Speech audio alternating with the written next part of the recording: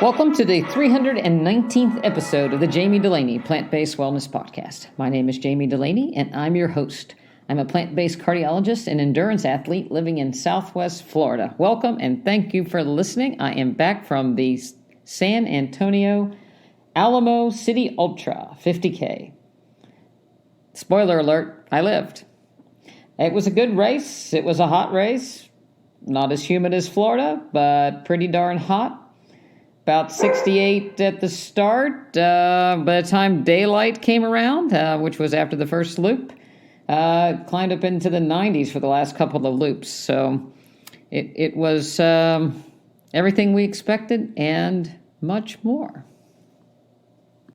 Before I get into that, I just wanted to let you know that we'll be doing another webinar in the beginning of October. The details to follow certainly will be on the website at drdulaney.com, DoctorDulaney.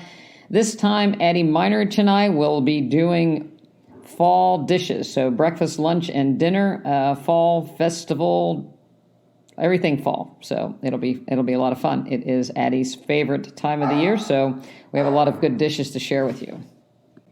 So back to the race. Again, this was the Alamo City Ultra 50K just outside of San Antonio, and there was a 5K, a 10K, a 25K, and a 50K.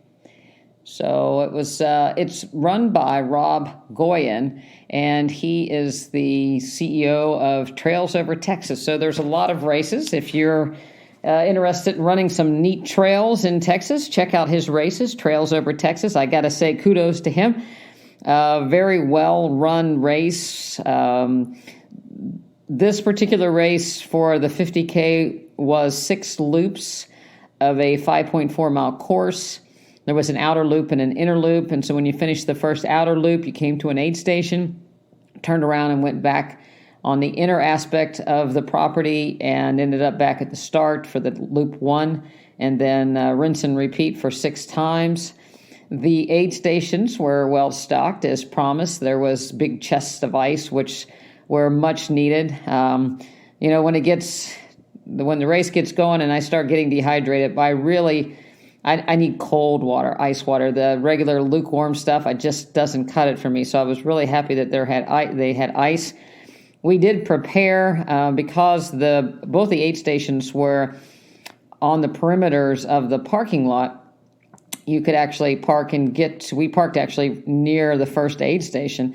So I brought portable coolers that I brought with me that are collapsible, and we had frozen water bottles and had ice, and then we had the gels that we thought we might use and the bars that we thought we might like just in case, because sometimes aid stations either run out or they're not all they're cracked up to be, or there's something there that you don't tolerate. So we were prepared on that end as well. Turns out, again, the aid station were very well stocked. There were 86 racers in the 50K on Saturday, and then they had a 50K on Sunday with fewer. There were a total of 26 women racing the 50K. I was number 7 and the oldest woman racing. So actually finished second in the Masters division. 74 people out of the 86 finished the course. As I said, we started in the dark just a little bit after 6. It's the first time that I've run trails in the dark with a headlamp. I was actually kind of impressed that when we went around the second loop in the daylight, the rocks and everything that we had transversed without falling and getting too far off course. We got a little off course on the first loop and the second loop. So they kind of made up, one little short, one little long. So it kind of made up for each other. But it was, the race director said this is going to be a tough course. And when we were looking on the map at the park, there were some paved areas. And I thought, well, this can't be that bad. It looks like that the majority of the second half of the loops appeared to be paved, which was not the course. And of course, it didn't really want that because it's a trail race. But there were a lot of rocks, and you had to climb 300 or 400 feet, again, rinse and repeat, up and then down. Over railroad ties, boulders, and it got to be that I kind of I felt like at the end I was doing moguls, if you've ever skied moguls, where, you kind of bounce off one rock into the next rock. And going up, to me, climbing is not near as bad as descending. And it was kind of funny. We were going, and obviously, I have a day job. I don't want to break anything. We're out in the middle of nowhere. Certainly, the way the steepness of the rocks and the jaggedness of the rocks, it looked to me as a physician, the site of a compound fracture or a head injury if you were to fall. So as a 59-year-old, I think of those things as opposed to some of the younger people in the race who just, kind of bounced down the course, somewhat out of control, but not really worrying about what happened, or I guess thought about much of what could happen. The beauty of being young, I suppose, took over for them. But I did try to watch and I did try to learn. And in past podcasts, just a few back when I had Katie Bowman on, and we talked about mobility and foot mobility, and I've been doing mobility exercises, and I do believe that they did pay off, and watching the other people as they kind of would hit the rock and not really aim so much, but let their foot kind of relax over the rock and kind of bounce off and keep light on your feet and shorter strides. And so I kind of tried to emulate the people that I thought were doing a good job. And as you made, loop after loop, you became more comfortable with the rocks. And in some areas, you kind of had a path that you went down. In other areas, never really figured out the best way to get down. I know there was one section on the last loop that I actually sat down and went down just because I didn't think my quads were going to hold me on the way down. And I kind of giggled to myself a little bit because, not only does your head get in the way as you get older for fear of what could happen, but my agility at 59 is not near the agility of the 20-something, 30-something, probably never was, but certainly didn't have much to deteriorate from. And so, that lightness on your feet, it just really isn't there. And so, we did good, didn't fall down, twisted, kind of rolled my ankle a few times, but nothing horrible, just one of those stingers, and you hobble a couple steps and it kind of goes away. I was a little sore afterwards as far as my ankles go, but nothing really too bothersome, which I was very, very happy about. Because again, it was a course that you could probably really do some damage if you took a tumble. It was technical enough that, I wasn't drinking as much water as I probably should have been early on.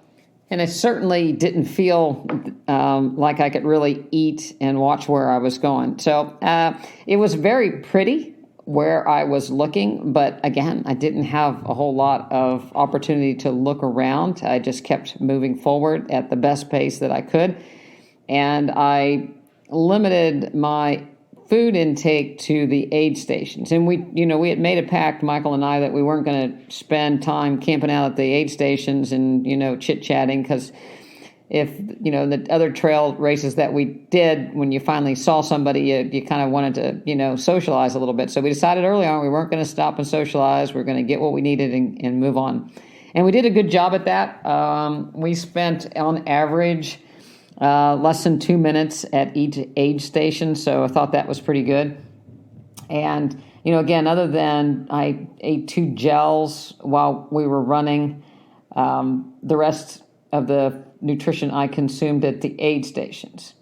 So here's what I'm going to share with you that may be a little, may shock and dismay some of you. But again, during a race, you're burning carbohydrates and fat, but the thing that stops you, the wall, is lack of glycogen in your muscles. In a regular marathon, you have about 2,000 calories in your muscles, in your liver. And so the last 6 miles of a marathon is pretty much, you're kind of running on fumes or what you take in. And so add on to that to get to 31 and a half, you're running on fumes a little bit longer. So you have to take in some nourishment, and it has to be digestible. The higher your heart rate gets, the more blood flow that is diverted away from your gut, so the less easy you can digest something. So typically people rely on simple sugars, whether it's an electrolyte and glucose drink or the gels that are mainly sugar. On the aid table, they had M&Ms, peanut butter M&M, or peanut M&Ms, regular M&Ms, peanut butter and jelly sandwich, Oreos, pickles, oranges, bananas. They had Coca-Cola, ginger ale, Red Bull. There was an electrolyte drink. There was just plain water. And so besides the goo that we had packed, we also brought with us a vegan rice pudding. And we had tried that on previous runs. And so I ate 2 of those little pudding cups. Again, rice pudding. And those sit pretty well, go down pretty quick, and don't cause, much in the way of GI distress. And then I tried the peanut butter and jelly sandwiches. And so they were half sandwiches, so 2 little squares. And those really went down easy for me in the sun. They were kind of like they were toasted. That was really light on the peanut butter, more on the jelly. And I got to tell you, it was regular old Jif peanut butter, so sugar added. But those went down really well for me. I tolerated them, and they would hold me for an entire lap. So I really, that's really, for the most part, what I relied on, other than the 2 rice puddings and a couple gels. I also had a couple Oreo cookies because those are a favorite of mine in another life. And so when I'm doing an ultra and there's Oreo cookies that are limited on the aid stations, then yes, I partake in the Oreo cookies. And so those were really good. The worst thing about Oreo cookies is I've never had one not go down good. So I limit them to ultra marathons, as do I Coca-Cola and peanut butter. And actually, peanut butter doesn't sit well with me. It never has. I've never been a huge peanut butter fan, but it seemed to sit and it did well with me. So, I guess the white bread and the jelly and the peanut butter is just enough combination that it carried me for the duration. The other good part about eating stuff like that during an ultra marathon and having to essentially only eat things like that during an ultra marathon is that afterwards you don't really want any more of it. So it's, I've heard stories of people that were cake decorators, they couldn't stand icing, and it's kind of like that with an ultra. It's like a bad day trick-or-treating. After it's over, you don't want any sugar for a while, and you're ready for some regular solid food. So I was craving my greens and my vegetables and fruit afterwards. That's what we went after for recovery. I did wear a heart rate monitor during the race. I can't say that I really looked at it much. I ran pretty much to exertion and to what I could do. Certainly the downhills I didn't overdo because it was technical enough that my heart rate wasn't up. The uphill sections that were pretty steep, my heart rate went up, but then it kind of leveled out again on the technical flatter areas or less hilly areas. So my heart rate was right where I wanted it when I look back at the data, right where I'm in the 130s to 150, which what I would run a marathon at for the most part, probably a little bit less, just because, again, I couldn't really couldn't get going fast enough on any of the sections to get my heart rate to sustain much higher. So that all worked out pretty well.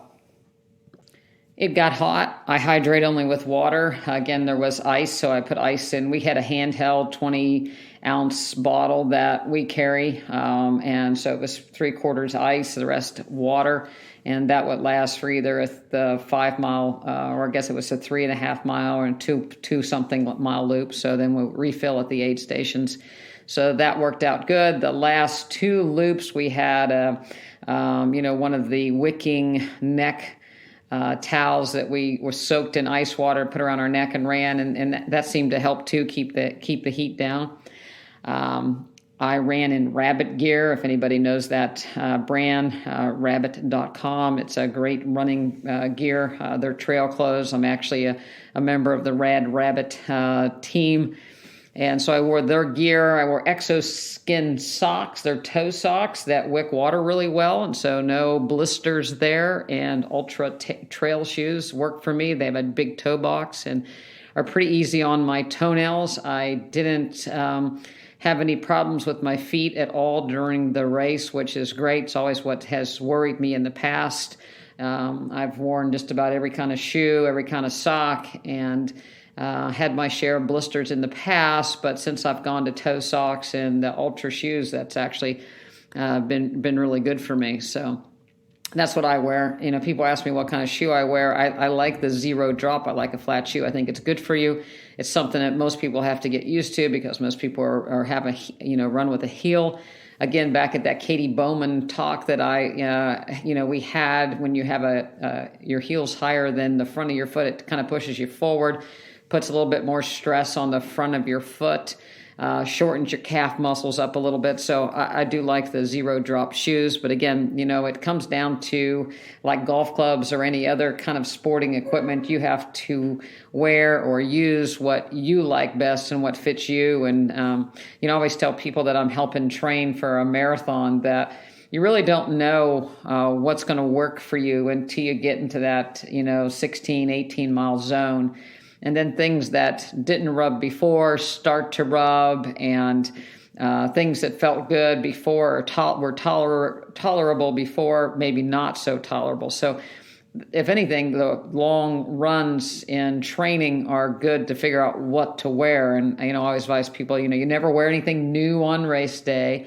Never put a new pair of shoes or something that's not been washed on race day, and never really wear an outfit that you haven't tested out on a long run that's not going to chafe or, cause blisters anywhere.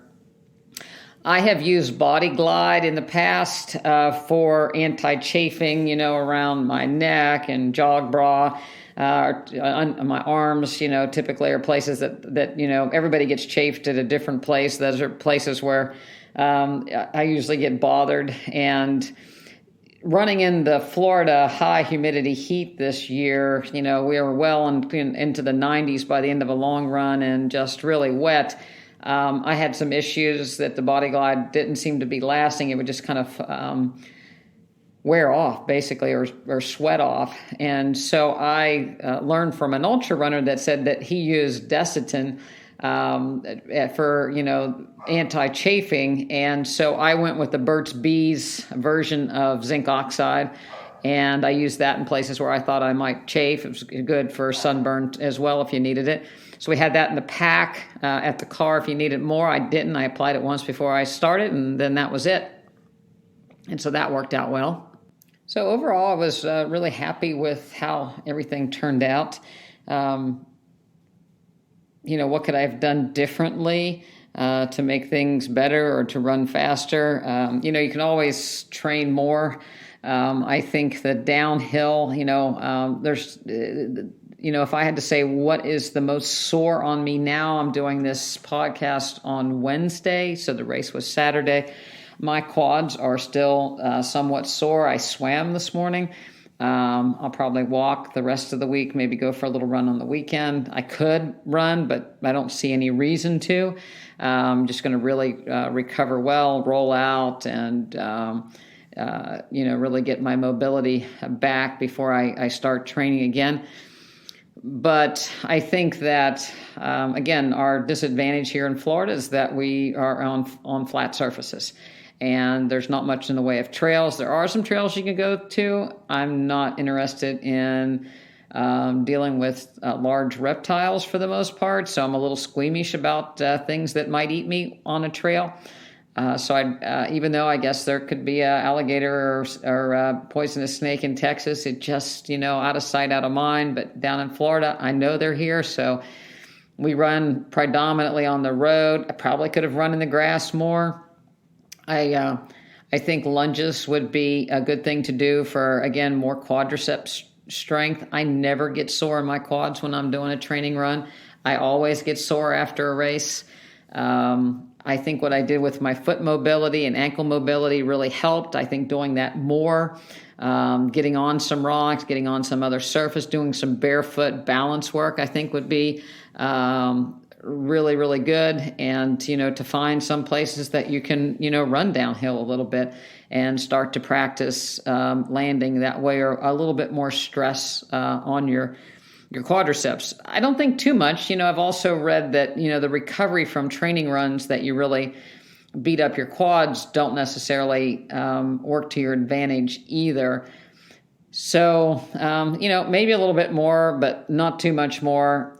This run was a lot about learning to run on the trails, and just us enjoying running on the trails and being able to go someplace different and experience a different park and area. Of course, with Addie and her family, Caleb and Nathan being in Texas, we want to go to Texas as much as we possibly can. So we make a little family vacation out of these runs as well. So we're really getting to experience some different places in Texas and really enjoying it. For all you Texans out there, the hospitality is wonderful. We went downtown San Antonio to the Riverwalk afterwards. We went and saw the Alamo. And so it's nice to learn a little geography and a little history when we're doing some of these races as well. As far as what we eat, it's pretty standard. We found a grocery store. We stay at a hotel that has a little kitchenette, so we were able to bring fruit in and have our own breakfast. I actually brought some sourdough bread for the first couple of days to have for breakfast. Like I said, we had our fruit.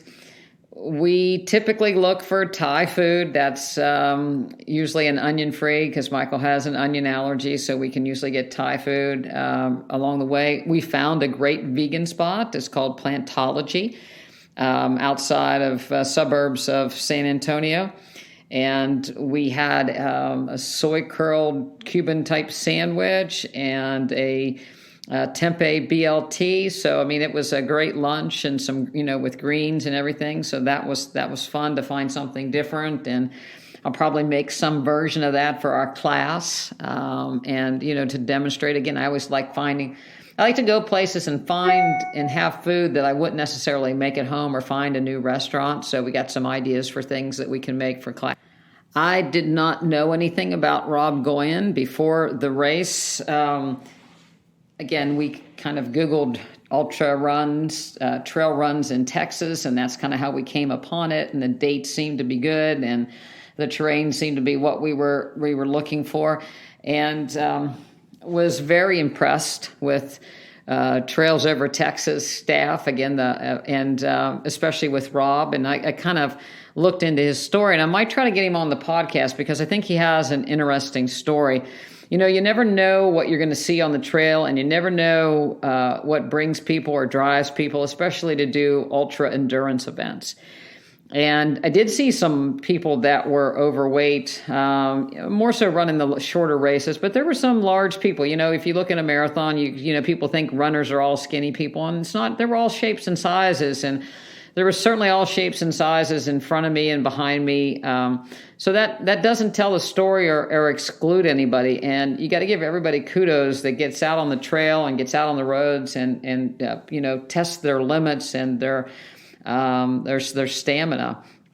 And Rob is actually no exception. He was a very overweight man that also had a substance abuse problem.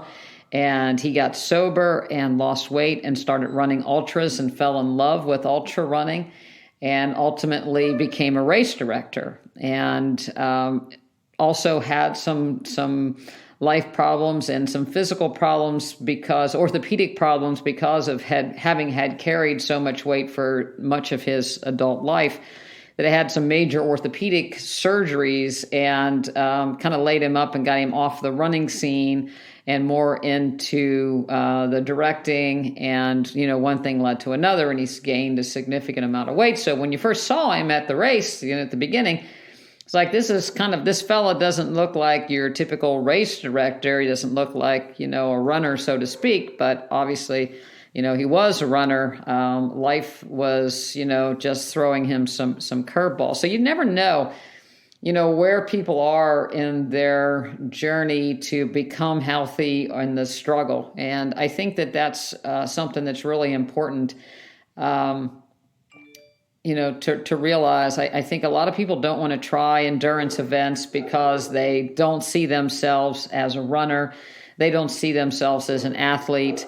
It seems too hard. And it's exactly what life is. It can be really hard at times, and it can be really rewarding at times and fun at times. And I think that's what really attracts us to the endurance athletics. It's problem solving in a somewhat controlled environment.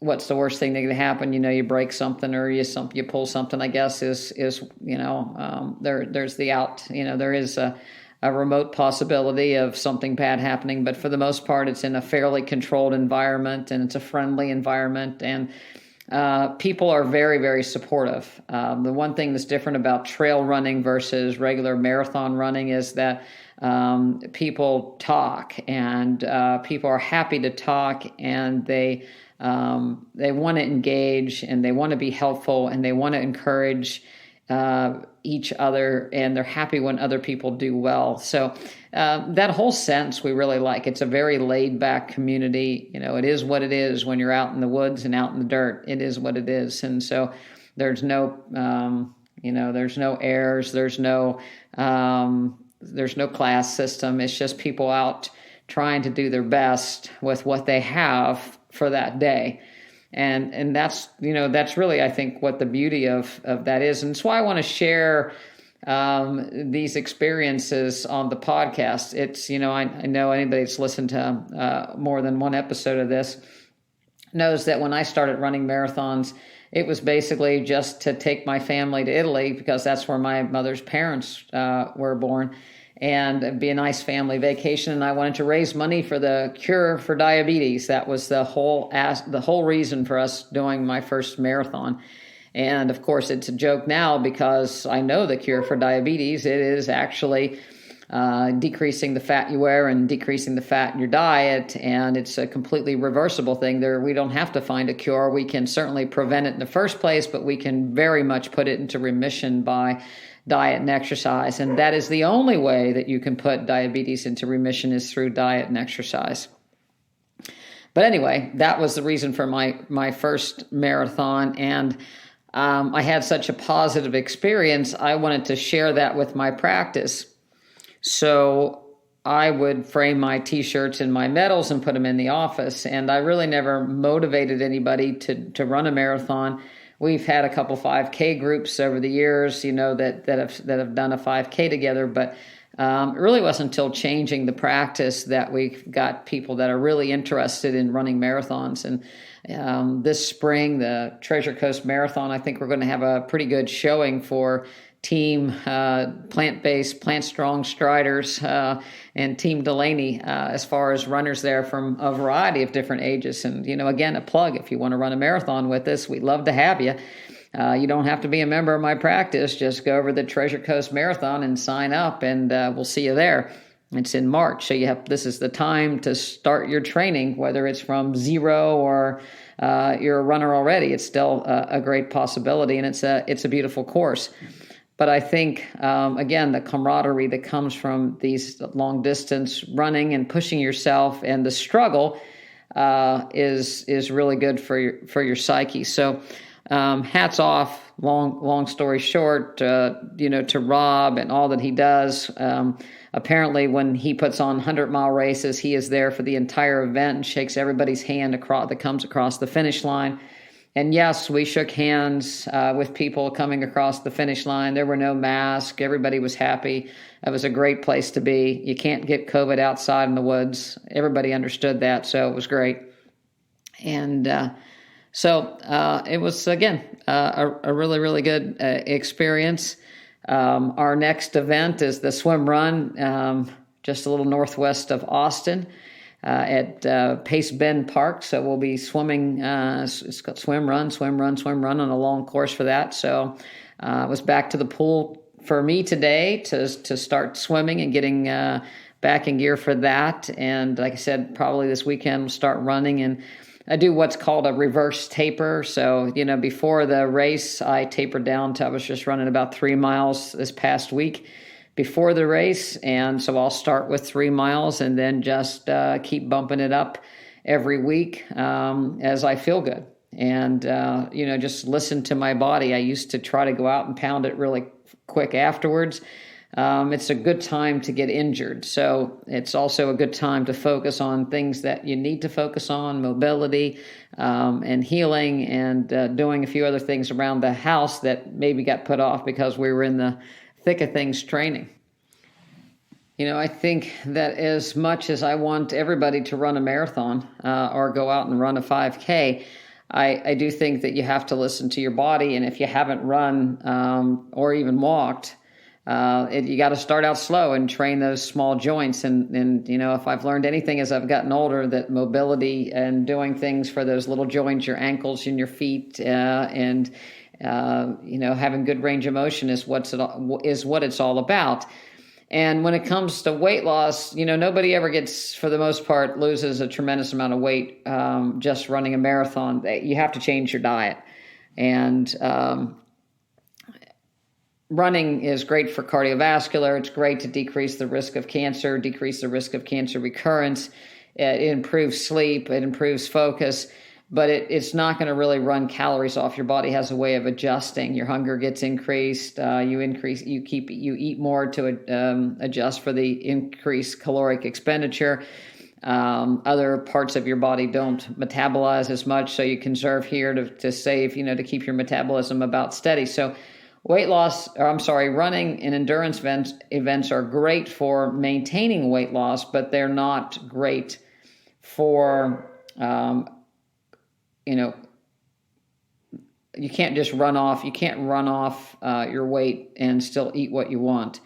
And I think Rob was a good example about that. Again, I haven't had him on the podcast or if I talked to him about it, but when you're running, you might be able to sneak in a few more calories and maintain, but you're not going to lose the weight. And then if you stop running, you stop exercising and your appetite doesn't change and you still have that caloric intake, and then it could even get worse, then that's when the weight comes on. And I'm sure that is what Rob is dealing with right now. And it's very difficult when, a lot of people go through it. And so, if you're exercising to lose weight, it's not going to work for the most part, or it's not going to do, but it may motivate you to eat better. So that's a plus. So it works in that way. It will help you to maintain weight loss once you're losing weight. But remember that exercise alone is not going to be what does it for you. I think a lot of people that do endurance events get all bent out of shape when they have an injury and they can't exercise and they're afraid of weight gain, which is a real fear because they're not exercising. But it's not because they're not exercising, it's because their caloric intake is more than they're expending. So keep that in mind. Again, I would like to see everybody in the world run. I think it's a great sport. You can get a lot of good cardiovascular benefit in a short period of time, but it is not the route to weight loss in and of itself.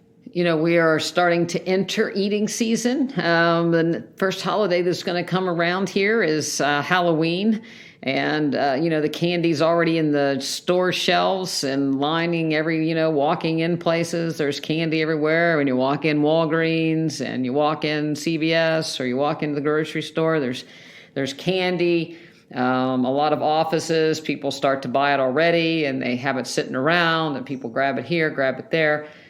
And it's not good for you. There isn't much in the way of vegan Halloween candy. So you got to kind of get past that. There are a lot of things. I think we'll probably talk about Halloween treats on our webinar that's coming up that you can do for kids that are more healthy.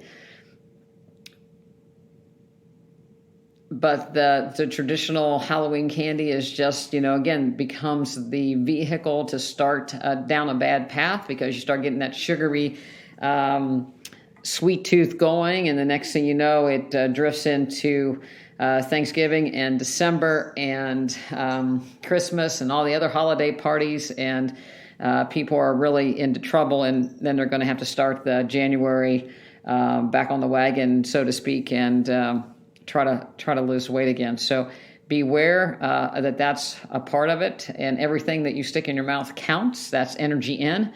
That's not necessarily associated with energy out. It's extra energy. 10 extra calories a day for 365 days is a pound. So, one little Jolly Rancher a day can result in a pound a year. And we all know that it's always more than that. So, be really aware of that you're not, if you're doing an endurance training, that it doesn't give you a license to eat anything you want by any stretch of the imagination. Like I said, on race day, I lower my standards tremendously for glucose in. But after that race day is over, and certainly before race day, I want to get a very colorful plate. I think the key to weight loss is not only decrease energy in, but looking at your plate to make sure it's very colorful, to look and see that it's the nutrients that you want to get in and the colors that you want to get in, a variety of colors, and not be focused on how much or if you're not getting enough of. To put yourself into dietary jail doesn't work for very long. So you got to find things you like and things that you can that can sustain you through these times. I think it's also really important to change your focus. We might have all liked Reese cups and had our favorite Halloween candy in the past, but that was the past. And if you want to be healthy going into the future, then your focus has to change. So, there's nobody that can eat little bits of that stuff. It creeps up on everybody. So you have to have strict and hard, fast rules to, stay the course. So you're not going to change people around you necessarily, but you can be the one that, you're ultimately in control of what goes into your mouth. So keep that in mind when you're trying to stay on your nutrition goals. Again, does this meal serve me right? Shout out to Tim Marie Hagenberger, registered dietitian in California. Does this meal serve me? And am I getting the nutrients in a colorful plate? Shout out to Addie Meinerich in Texas, in a well-balanced, colorful plate. And that is more the key to good nutrition and ultimate weight loss than trying to pound out miles or starve yourself intermittently. I also think it's very important to differentiate weight loss and nutrient density. We want people to eat a nutrient-dense, low-inflammatory diet so that they are healthy and of a normal body mass index, not just skinny people that eat poorly and can fast and do whatever. So there's a huge difference between being a normal body mass index and being healthy. So I think that is really important. On the contrary, as far as I'm concerned, there is not an elevated body mass index that is healthy. There are a few muscular men out there that are power lifters or weightlifters or bodybuilders that may have a lot of lean muscle mass that makes their BMI greater for their size, but they're few and far between. And so I'm not fat shaming anybody. I don't suggest that we're not all variants of a normal, but there's a big range between 18 and 24.9. And, we need to recognize that a healthy weight and a healthy amount of fat tissue is important, but an excessive amount is not going to serve anybody. So, that being said, I think that that should be, usually our main focus is getting people to eat a very healthy anti-inflammatory plate that allows them to maintain a normal body mass index. So it maintains health, decreases the risk of cancer, decreases the risk of autoimmune disease, decreases the risk of endocrine diseases. So that being said, again, go to our website to find out more about when our webinar is going to be in the first couple of weeks in October. We have a lot of fun cooking and sharing those recipes with you and doing question and answer sessions. go on over to, if you want to run the Treasure Coast Marathon with us, go check that out at their website. I'm not sponsored by them or have anything to do with them. It just is a race that we really like the location in Florida. It's a nice time of the year. It's nice. Stuart, Florida is a nice old Floridian town. Again, check out drdulaney.com if you'd like to be part of our practice, because we have levels 1 and 2 that are online. That you have access to our weekly nutrition webinars that we do a Zoom class with. So you can join our class every week via Zoom or watch it on our members only page if you're part of the membership. So level 1 and level 2 have access to all of our online programs. This month we're currently doing mobility drills for the lower extremities and working our way up so that we become more mobile and more resistant to injury in our practice. And balance is always key, no matter what age you are. But as we get older, that's a key factor on how we can move more and keep everything moving well. So thanks for listening to my ultra marathon story.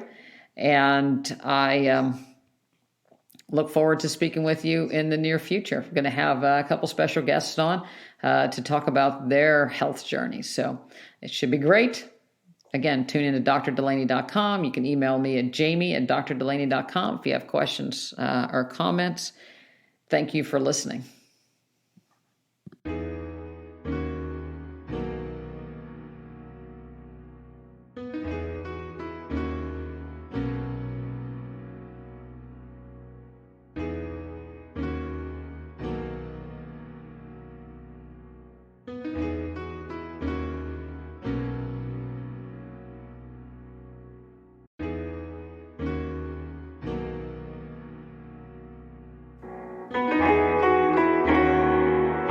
Hey, Tony, you did really good on your first podcast.